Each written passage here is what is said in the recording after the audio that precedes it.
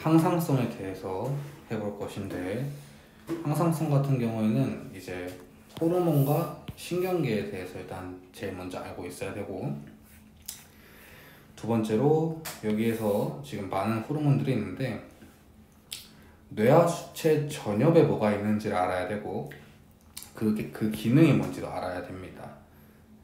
가장 대표적인 거는 시험에 가장 잘 나오는 건 갑상생 자극 호르몬, 부신 겉질 자극 호르몬, 그리고 후엽에서는 항인효 호르몬, 그리고 갑상생에선 티록신, 그 다음에 부신 겉질에서 당코코, 속질에서 에피네프린, 인슐린 글루카곤, 이렇게가 시험에 가장 자주 나옵니다. 그래서 갑상샘 자극 호르몬 같은 경우는 티록신 분비 촉진을 한다는 것이고, 부신 겉질 자극 호르몬은 말 그대로 부신 겉질을 자극을 하면 이제 당질 코르티코이드가 나오니까 코르티코이드 분비를 촉진한다 라고 보시면 되고, 항인효 호르몬은 우리가 알고 있는 ADH, 콩팥에서 수분 제흡수 촉진을 해주는 것이고, 티록신은 세포 호흡을 촉진한다는 거 알아두셔야 됩니다. 그래서 그 당코코, 에피네프린, 그 다음에 글루카곤은 혈당량 증가라는 거 알아두셔야 됩니다. 그 다음에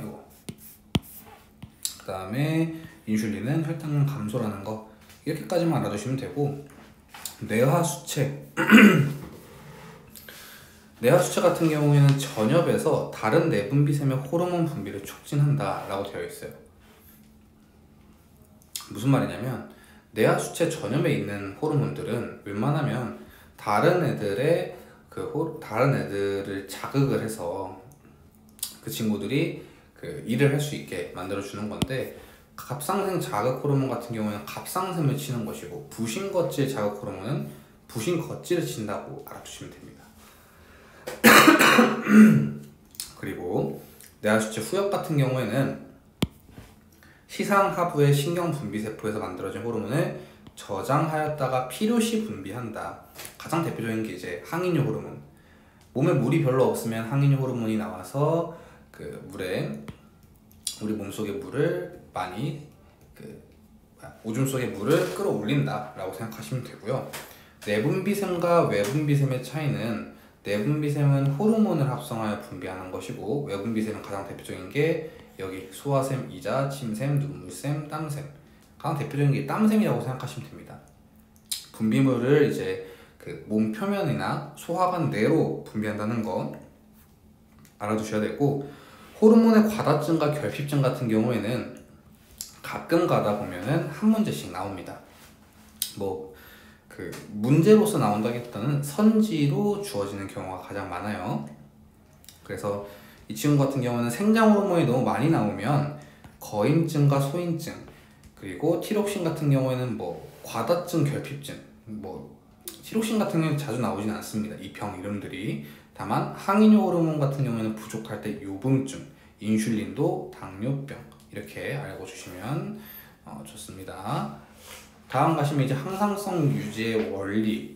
여기 삼투압 조절까지 하고 배터리 충전기 때문에 잠깐 끊어가겠습니다. 항상성 유지의 원리 같은 경우에는 피드백과 길항작용이 있어요. 자, 피드백과 길항작용, 이 둘의 차이는 무엇이냐면, 길항작용이라는 건 하나의 목표에 대해서, 하나의 목표가 있는데 그 목표에 대해서 서로 반대로 이제 작용하는 것을 보고 길항작용이라고 합니다. 무슨 말이냐? 인슐린과 글루카곤이 이제 대표적인 예시죠. 혈당량이 너무 높으면 인슐린이 나오고, 그럼 또 지나고 나니까 혈당량이 너무 낮으면 글루카곤이 나오는 것을 보고 우리는 길항작용이라고 합니다. 똑같이 이제 피드백 같은 경우에는 양성 피드백과 음성 피드백이 있어요. 근데 양성 피드백은 거의 나오지 않고, 우리가 배우는 생명과학 1에선 음성 피드백만을 다룹니다. 왜 그러냐면, 양성 피드백 같은 경우에는 결과가 원인을 촉진하는 조절 방식인데, 뭔가가 더 나온다. 그러니까 이제 예를 들어서 그 결과가 이렇게 나왔어요. 그러면 더 나오게, 호르몬이 더 나오게 이제 조절하는 건데, 그게 이제 대표적인 게 옥시토신입니다. 옥시토신이 많이 나오진 않지만 양성 피드백의 이해를 위해서 설명을 하자면, 위에 다시 올라가 보면 옥시토신은 분만 시 자궁 수축을 촉진한다고 되어 있어요. 옥시토신이 나오지 않으면 아기가 정상적으로 나오기가 좀 힘듭니다. 왜? 아기가 정상적으로 나오고 있다는 걸 이제 확인을 하고 있으면 더 수축되고 더 이제 수축되고 더 수축시켜서 분만할 때 이제 아이가 더 잘 나올 수 있게 옥시토신이 나와줘야 됩니다. 근데 만약에 그 산모가 그 옥시토신이 조금 부족한 상태로 계속 뭐 선천적으로 부족하다거나 아니면 몸에 문제가 생겨가지고 조금 그 옥시토신이 안 나오게 된다고 하면 아프고 산모가 위험에 빠질 수 있기 때문에 분만 시 자궁 수축 촉진을 시켜주는 옥시토신이 계속 잘 나와줄 수 있는 걸 보고 양성 피드백이라고 합니다. 하지만 우리가 지금까지 이제 보고 있는 피드백은 거의 다 대부분 음성 피드백이에요. 무슨 말이냐? 결과가 나왔으면 예를 들어서 갑상선에서 티록신이 너무 많이 나왔어. 그러면은 그 결과 때문에 이제 시상합으로 돌아가서 야 TRH가 뭔데? 이 내화 수체를 이제 자극을 해주고 이제 내화 수체에서 TSH를 주면서 갑상선을 치는 겁니다.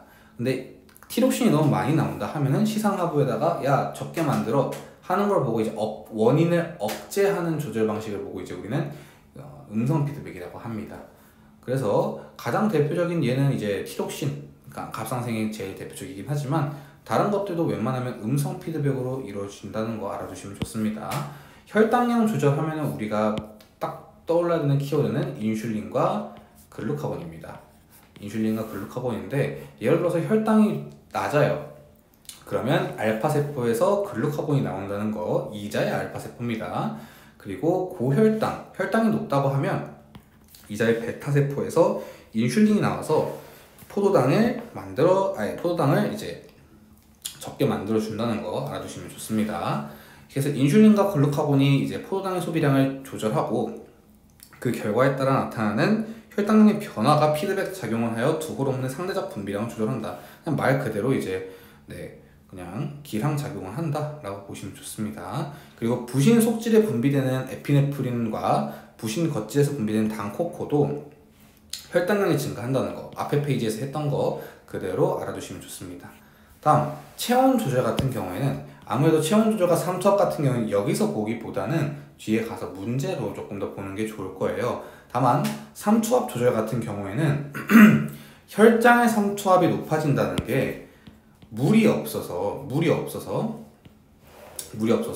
압력이 높다라고 보시면 좋습니다. 네, 물이 없어서 압력이 높다고 보시면 약간 이제 어떻게 보면 되냐면 약간 농도가 짙다라고 보시면 돼요. 똑같이 그 오줌의 삼투압이 높다는 말이 뭔 말이냐면 오줌 삼투압이 높다는 말은 이제 오줌물이 예를 들어서 500ml가 있을 때 이 중에서 물이 차지하는 게 거의 없는 경우인 거죠. 오줌 삼투압이 높다는 거는. 그래서 이제 그럴 때는 그 ADH 분비가 낮아지겠죠. 왜? ADH라는 거는 오줌에 있는 물을 끌어다 쓰는 건데 지금 오줌에 물이 별로 없는데 더 끌어다 쓰면 이제 이 사람 오줌물 큰일 나요. 그래서 이제 이럴 때는 ADH가 적고 예를 들어서 혈장 삼투압 몸 내에 물이 별로 없다 라고 한다면 물 필요하니까 ADH가 끌어다 쓰는 겁니다. 그래서 이거 같은 경우는 뒤에 가서 조금 더 자세히 설명을 해보도록 하겠습니다. 체온 조절 같은 경우에는 열 발생량과 열 발산량이 가장 대표적인 키워드라고 보시면 되는데 열 발생량 같은 경우에는 근육 수축에 의해서 몸을 떠는 겁니다. 예를 들어서 우리가 그 추운 곳에 가서 그 약간 몸을 떠는 것 같은 경우도 열을 발생시키려고 몸을 떠는 거라서 네, 그렇게 봐주시면 되고 다만 문제 풀 때 이러한 정보들이 엄청 도움이 된다기보다는 나오는 선지들이 딱 정해져 있기 때문에 여기 보이시는 것처럼 추울 때 잇목은 피부 근처 혈관, 땀 분비, 대사량, 근육 이 친구들이 제일 중요합니다. 오른쪽 아래 페이지에 네, 여기 지금 보시면 추울 때는 잇목근이 수축되고 더울 때는 이완된다. 특히 이제 피부 근처 혈관이 추우니까 열이 발산되면 안 돼서 수축된다 라고 이해해 주시면 돼요. 그래서 다음에 1번부터 문제 한번 들어가 보겠습니다.